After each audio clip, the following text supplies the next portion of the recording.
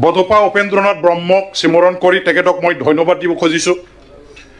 তেখেতে নেতৃত্ব দিয়া এই বড়ো আন্দোলনৰ কাৰণে আজি যেটো এটা চুক্তি স্বাক্ষৰিত কৰি পেলাই BTC গঠন কৰা হৈছিলে under the provision of the 6th Schedule of Indian constitution আৰু ইয়াৰে এই 16 চনৰ পিছত গঠিত হোৱা BTC এৰেঞ্জমেণ্টৰ ওপৰত আলোচনা কৰাৰ এই সুযোগতে আমি আমাৰ ইয়াত কোকৰাঝাৰত অসম বিধানসভাৰ এই অধিৱেশনখন পাতিবলৈ সুবিধাখিনি পাইছোঁ আৰু ইয়াৰ কাৰণে সেইটো বড়োপা উপেন্দ্ৰনাথ ব্ৰহ্মৰ এটা অৱদান বুলি মই ক'ব খুজিছোঁ।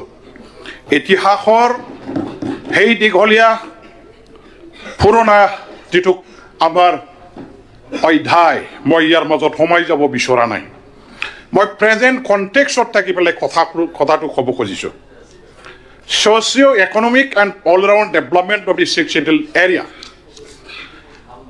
এইটো যদি আমি সফল কৰিব লাগে, there should be a strong and stable government in the 6th Schedule Council, directly supported by the state and central government. Otherwise, it will not be possible of the 6th Schedule authority to bring about a all-round development in the area, to bring about the socio-economic development in the area. গতিকে সেইটো যদি কৰিব লাগে central আৰু state গভৰ্ণমেণ্টৰ direct financial support, political support, their positive এটিচিউডৰ প্ৰয়োজন আছে। এতিয়া 6th Schedule আমি BTC অঞ্চলত দুটা ৰূপৰ পাইছোঁ। 6th Schedule from 2003 to 2027 January. প্ৰথম 6th Schedule আমি BTT হিচাপে 2003 চনৰ 10 ফেব্ৰুৱাৰীত পালোঁ আৰু দ্বিতীয় ৰূপৰ যিটো 6th Schedule 2020 চনৰ 27 জানুৱাৰীত BTR চুক্তিৰ দ্বাৰা দি। এতিয়া প্ৰথম পৰ্যায়ৰ যিটো 6th Schedule আছিলে সেই 6th Scheduleৰ পলিটিকেল যিটো ষ্টেটাছ সেই ষ্টেটাছত ক'তবা নহয় ক'তবা আজিৰ যিটো নতুন ৰূপত আমি 6th Schedule পাইছোঁ কিবা নোহোৱা ক'তবা নহয় ক'তবা কমি যোৱা যেন মোৰ এটা অনুভৱ হয়। এইটো হ'ল যে পূৰ্বৰ যিটো 6th Schedule আছিলে 2003 10 ফেব্ৰুৱাৰী স্বাক্ষৰিত হোৱা 6th Schedule এৰেঞ্জমেণ্ট তাত আমাৰ স্পষ্ট লিখা আছিলে যে close number 5.2 chief and deputy chief, their status will be equivalent to the cabinet of the cabinet minister of the state, and the EM status of the EMs will be the equivalent to the state minister. কিন্তু আচৰিত কথা হ'ল যে 2020 চনৰ 27 জানুৱাৰীত হোৱা চুক্তি যিটো BTR ইয়াৰ দ্বাৰা দি EM বিলাকৰ ষ্টেটাছ কি অৱস্থাত আছে আমি আজিলৈকে কিন্তু নাজানিলোঁ। তেখেতসকলৰ ষ্টেটাছটো কাৰ্টেল কৰা হ'ল, এবলিছ কৰা হ'ল, কাৰণ CMৰ যিটো আমাৰ চিফ এক্সিকিউটিভ মেম্বাৰৰ ষ্টেটাছটো গভৰ্ণমেণ্টে নতুনকৈ নটিফাইড কৰিলে। নটিফাইড কিয় কৰিব লগা হ'ল? ডেট মিনছ এইটো এটা এবলিছ হৈছিল, যাৰ কাৰণে নতুনকৈ তাতে নটিফিকেশ্যন দিয়াৰ দ্বাৰা দি ভাল ৰাখিব লগা হ'ল। কিন্তু ইন দি কেষ্ট অফ ডেপুটি চিফ এণ্ড দি কেষ্ট অফ EM চাইলেণ্ট। আজিলৈকে এইটো এটা আমাৰ প্ৰশ্ন হৈ গ'ল যে তেওঁলোকৰ ৰাজ্যিক পৰ্যায়ৰ যিটো ষ্টেটাছ আছিলে, যিটো অৰিজিনেল 6th Schedule আমি 2003 পাইছিলোঁ, সেইটো এতিয়া ভাল আছেনে নাই গভৰ্ণমেণ্টে সেইটো মানে স্পষ্ট কৰিব লাগে। যদি নাই আমাক মানে ঘূৰাই দিব লাগে। তেতিয়া আমি ভাবিবলৈ ল'ম যে আমি পোৱা 6th Schedule ভেৰি মাছ পাৱাৰফুল আৰু একো এই 6th Schedule দুৰ্বল কৰিবলৈ বিচৰা হোৱা নাই। এটা আকৌ মই ক'ব খুজিছোঁ যে time to time interference from the state bureaucrats upon the administration of this BTR আমি দেখিবলৈ পাইছোঁ। যোৱা বছৰ 2024 চনৰ আমাৰ ছেপ্টেম্বৰ মাহৰ 30 তাৰিখে অসম চৰকাৰৰ PNRD বিভাগৰ পৰা এটা অৰ্ডাৰ জাৰি কৰিলে regarding the delimitation of the development blocks.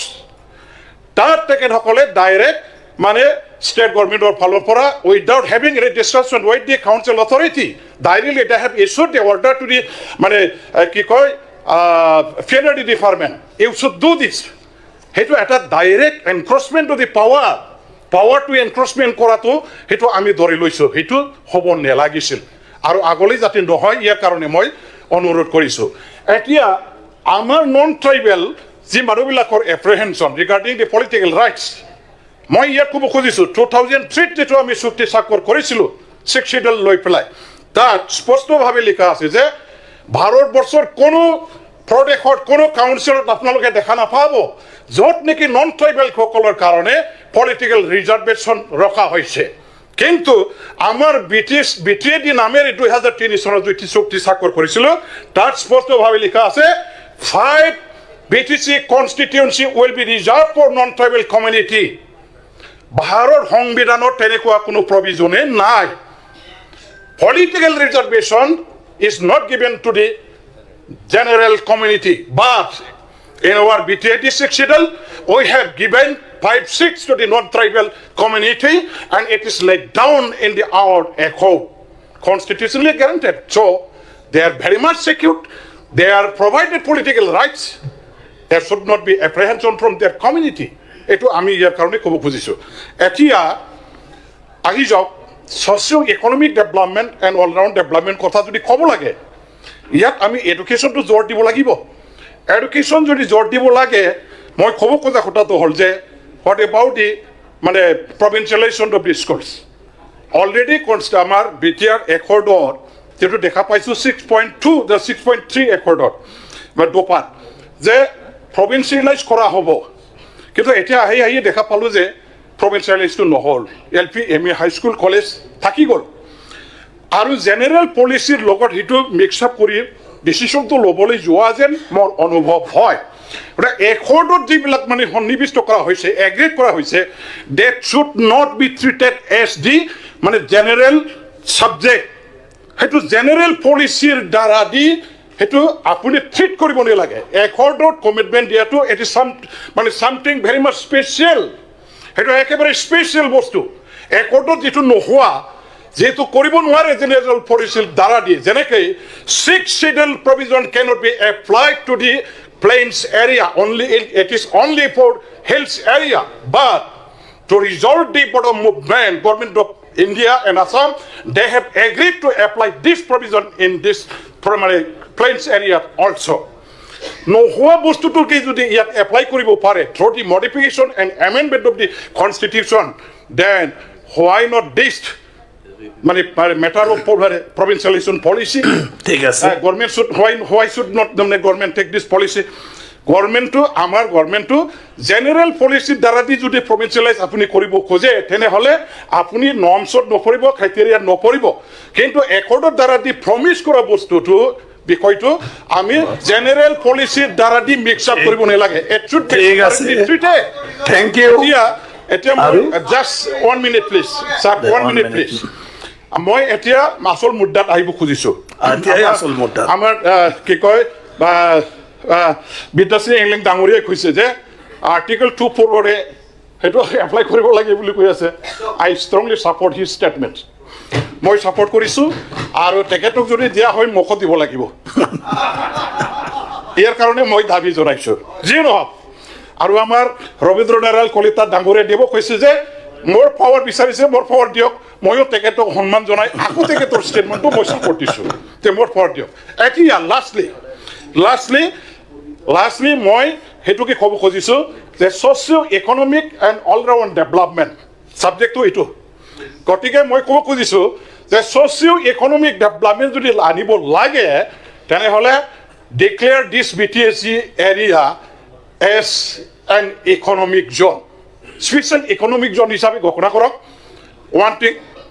Another থিংটো হ'ল যে ইণ্ডাষ্ট্ৰিয়েল জ'ন হিচাপেও অসম চৰকাৰৰ ফালৰ পৰা এই অঞ্চলটো ঘোষণা কৰাৰ ব্যৱস্থা কৰিলে ভাল পাম। তেতিয়াহে ইকনমিক ডেভেলপমেণ্টটো সোনকালে আহিব, ছ'চিঅ' ইকনমিক ডেভেলপমেণ্ট কণ্ডিশ্যনটো ভাল হ'ব। মানে কি কয় special economic development zone, thank you. Economic zone